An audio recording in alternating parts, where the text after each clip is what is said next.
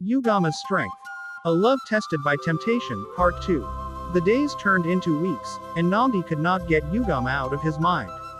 Her beauty was like the morning sun, warm and radiant, but it was her character, her unwavering strength, that had captured his heart even more. He had never met a woman like her before, one who stood so firm despite her struggles. Nnamdi tried to forget her, to push away the sting of rejection, but his heart refused.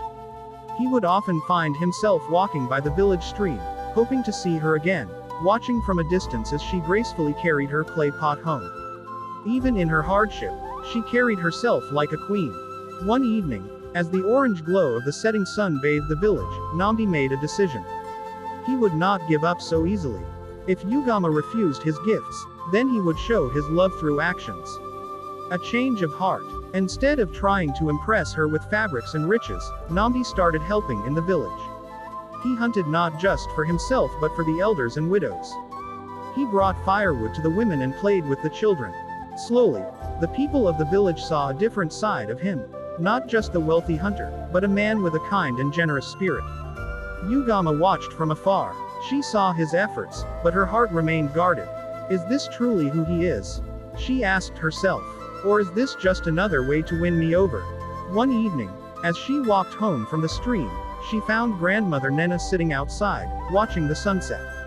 Ugomma sat beside her and placed her head on her grandmother's lap. Nnenna, why does the heart confuse us so? Ugomma whispered. Her grandmother smiled, her wrinkled hand stroking Ugomma's hair. Because love, my child, is not just about what a man gives, but about who he is when no one is watching. A test of love. One fateful day, a crisis hit the village. A group of traders passing through were attacked by wild animals on the outskirts of the forest.